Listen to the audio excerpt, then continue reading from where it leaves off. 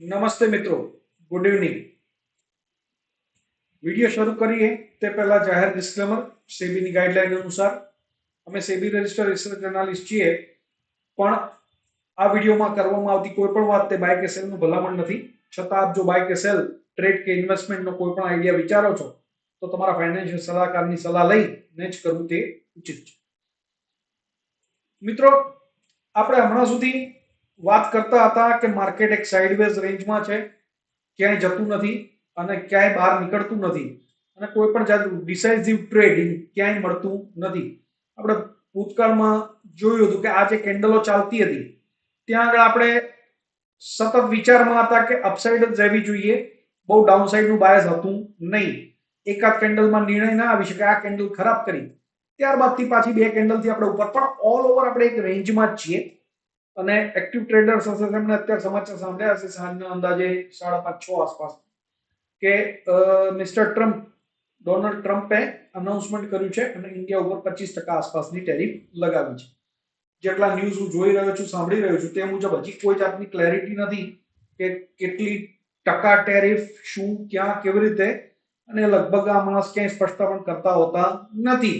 એટલે એની આદત મુજબ અત્યારે હાલ કોઈ સ્પષ્ટતા વગરની એક ટેરિફનું અનાઉન્સમેન્ટ આવ્યું છે અને જેને આધીન ગિફ્ટ નિફ્ટી અંદાજે અત્યારે 130-40 પોઈન્ટ નીચે કામ કરી રહી છે. કહેવાનો ભાવાર્થ, અત્યારે હાલ જે ચાર્ટ આજે જે બનેલો છે, કારણ કે આજ આખો દિવસ બુલિશ હતો, ગઈકાલ બુલિશ હતો, એની ફોલોઅપ કેન્ડલ રેડ બની છે, ગ્રીન બનવી જોઈતી હતી. ટેલિગ્રામ ચેનલ ઉપર આપણે શેર પણ કરેલું હતું. એનાથી થોડીક અલગ કેન્ડલ બની છે, કારણ કે અહીંયાથી હજી પણ મારી અપેક્ષા હતી કે અંદાજે 60-70 પોઈન્ટ ઉપર બંધ આપે તો ઉપરનું જે ચોરસ ભાગ છે તે ગ્રીન બનતો અને સરસ કેન્ડલ ફોર્મ થતી.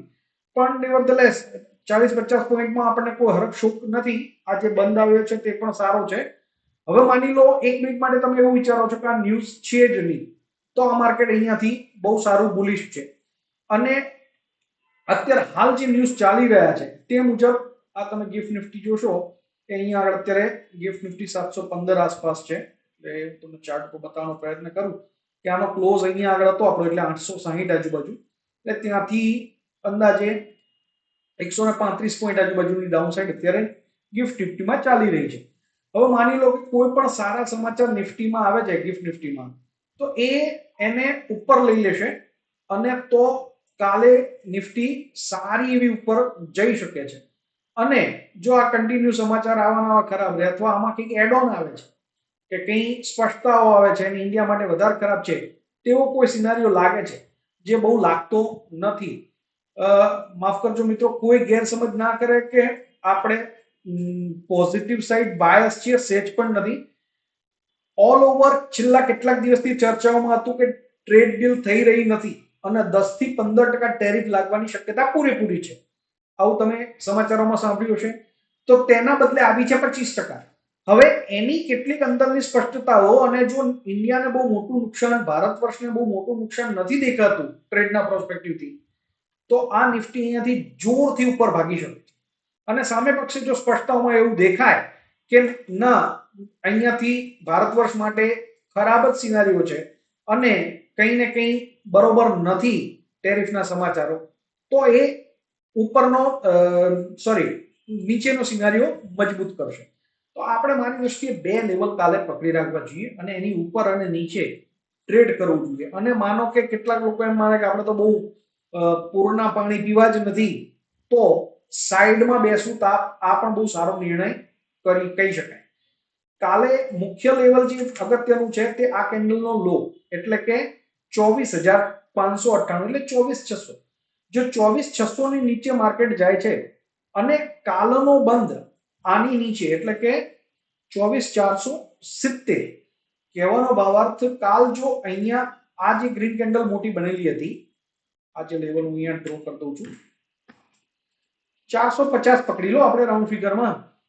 450 ની નીચે કાલે નિફ્ટી બંધ આપે છે અને ઉપરની બાજુ માની લો કે આ હાઈ જ તોડે છે 900 આસપાસ, બરોબર. તો ઉપર સારા એવા 150, 200, 300 પોઈન્ટ આરામથી મળી શકે છે. અને નીચે આ એક વખત જ્યારે 600 નો લો તોડશે ત્યારથી 150, 200 પોઈન્ટ, 250 પોઈન્ટ પણ નિફ્ટી નીચે જઈ શકે છે. એના કરતા કાલે જો માર્કેટ સાઇડવેઝ ના રાખે તો સારી બાબત એ થશે કે આ છેલ્લા અંદાજે 3.5-4 મહિનાની જે રેન્જ બંધાયેલી છે ને તે રેન્જમાંથી માર્કેટ બહાર નીકળી જશે. તો આશા રાખીએ છીએ કાલે રેન્જમાંથી બહાર માર્કેટ નીકળે તો એનાથી આપણને સ્ટોક સ્પેસિફિક અને ઇન્ડેક્સ બેઝ બહુ સારા અને સચોટ ટ્રેડ મળી શકે તેવી સંભાવનાઓ જે નિફ્ટી આપણી રાબેતા મુજબ પહેલા ચાલતી હતી રૂટીન એના મોમેન્ટમમાં તે પ્રમાણે આવી જશે. આ જે આપણે આ વચ્ચેનો જે પેજ જોયો છે ને આ અહીંયાથી તો આ સુધીનો ખાસ કરીને અને ત્યાર પછી ઓલ ઓવર અહીંયા થોડા ટુકડા કર્યા એને એ ટુકડામાં ઓલ ઓવર એ છે ને એક રેન્જમાં જ રમાડે છે માર્કેટ. તો આ રેન્જમાં આવી રીતે છે ને ટ્રેડર તરીકે ટ્રેડરના પ્રોસ્પેક્ટિવથી કામ કરવાની મજા આવે નહીં. તો આશા રાખીએ કાલથી નિફ્ટી સારા લેવલ ઉપર આવી જાય, ઉપર જાય કે નીચે જાય આપણને ક્યાંય વાંધો નથી, પણ ગમે તે એક બાજુ દિશા નક્કી કરે તો કામ કરવાની આપણને બધાને સૌને મજા આવશે. ખૂબ કાળજી રાખી ધ્યાન રાખી કામ કરશું કારણ કે કાલે ન્યૂઝ બેઝ માર્કેટ રહેવાનું છે. પણ અપસાઇડ કે ડાઉનસાઇડ જો મેજર ખુલે છે તો એને ઇગ્નોર ના કરવી. કાલે રેન્જ બાઉન્ડ રહેવાની સંભાવના બહુ જ ઓછી છે, ઉપર જાય કે નીચે જાય. 25,000 ઉપર નીકળે તો બહુ મોટું, અહીંયા 900 મેં તમને લેવલ આપ્યું છે, પણ 25,000 ની ઉપર નીકળે તોય 200-250 પોઈન્ટ કાલે નિફ્ટી મર્યાદા ના રાખે અને 1.5-2% ઉપર કે નીચે ની બાજુ સારા મૂવ આપે એવી અપેક્ષા છે. આશા રાખું છું વિડીયોથી તમને બધાને હેલ્પ થાય છે. આપ કરતા રહો છો તેમ શેર અને લાઈક કરતા રહો. આમાં કંઈ તમને સુધારો વધારો કરવાની જરૂર લાગે, કંઈ વધારાની માહિતી જોઈતી હોય અંદર આપેલા નંબર ઉપર અને કમેન્ટમાં તમે અમારો સંપર્ક કરી શકો. આભાર.